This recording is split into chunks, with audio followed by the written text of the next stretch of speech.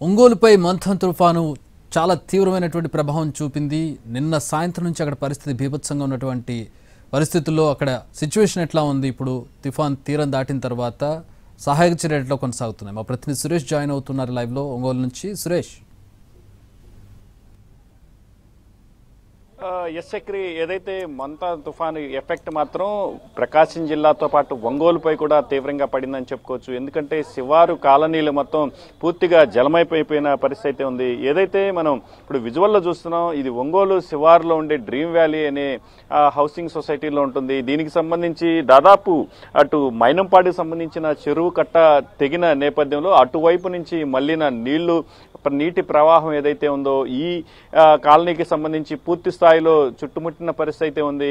ఎవరు ఇళ్లలోంచి బయటకు వెళ్ళలేని పరిస్థితి మాత్రం స్పష్టంగా కనిపించింది. దాదాపుగా ఇక్కడి నుంచి దాదాపు 10 అడుగులు పైగా నీటి ప్రవాహం ఈ ఇంటి సముదాయాల్లోకి వెళ్లిన నేపథ్యంలో ప్రజలు కూడా పూర్తిగా ఇబ్బంది పడ్డ పరిస్థితి కనిపిస్తుంది. ప్రస్తుతం మనకి విజువల్లో చూసినట్టుగా ఒక బిల్డింగ్ పై నుంచి కూడా అంటే పూర్తి స్థాయిలో వాళ్ళ ఇంటికి చేరే రహదారులు మొత్తం నీటిమయం కావడంతో వాళ్ళు కూడా ఇంటికి పైపెక్కున్న ఫస్ట్ ఫ్లోర్ లోకి వెళ్లి ఎదురు చూస్తున్న పరిస్థితి ఉంది. మరోవైపు ఏదైతే లోపల ఉన్న నివాస సముదాయాల్లోకి ఉన్న వ్యక్తులను బయటికి తీసుకొచ్చేందుకు పెద్ద ఎత్తున ఎస్డీఆర్ఎఫ్ బృందాలు ఇక్కడికి చేరుకున్న నేపథ్యం ప్రస్తుతం మనం విజువల్లో కూడా చూస్తున్నాం.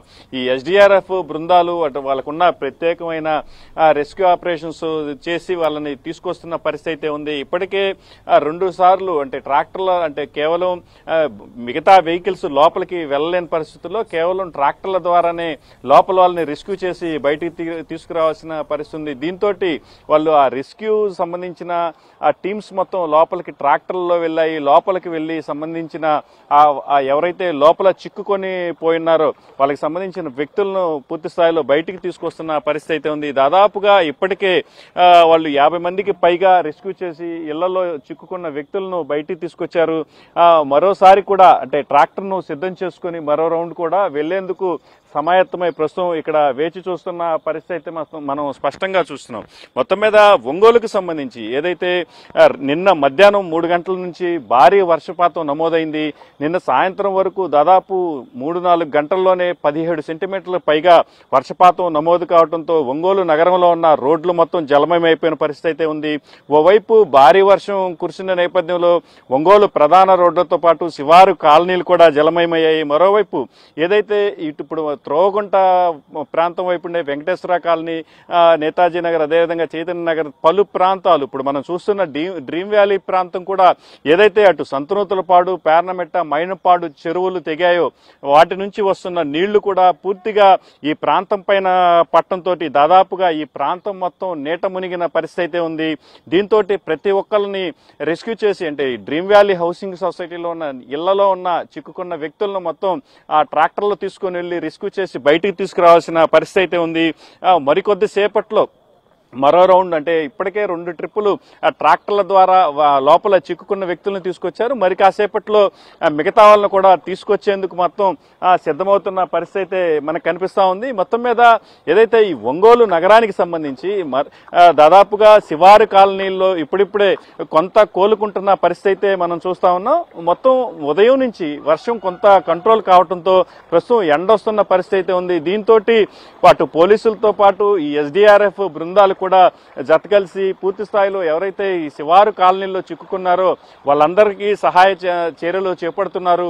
మరోవైపు అటు కర్నూలు రోడ్డు అంటే ఒంగోలు నుంచి చెమకుర్తి వెళ్లే ప్రధాన రహదారుల్లో ఈ కర్నూలు రోడ్డు కూడా ట్రాఫిక్ పూర్తిగా సంతనూతలపాడికి సంబంధించిన చెరువు తెగిపోవటం, దాని అలుగు పైనుంచి నీళ్లు పారుతున్న నేపథ్యంలో నిన్నటి నుంచి పూర్తి స్థాయిలో ఆ చెరువుకు సంబంధించి రోడ్డుపైకి నీళ్లు వస్తున్న నేపథ్యంలో అటు కూడా పూర్తిగా నీటిని మళ్లించిన పరిస్థితి ఉంది.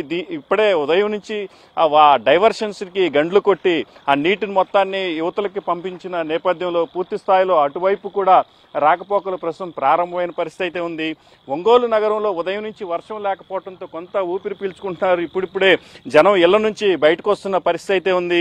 మందా తుఫాను దాటికి అటు పశ్చిమ ప్రాంతం కూడా విలవిల్లాడుతున్న పరిస్థితి ఉంది. పంట పొలాలు కూడా పూర్తిగా నీటిమయమైపోయిన పరిస్థితి స్పష్టంగా కనిపించింది. రైతులు ఇప్పటికే గత వారం రోజుల క్రితం కురిసిన వర్షాలకు దాదాపు 8,140 హెక్టార్ల మేర పూర్తిగా పంటలు నీట మునిగాయి.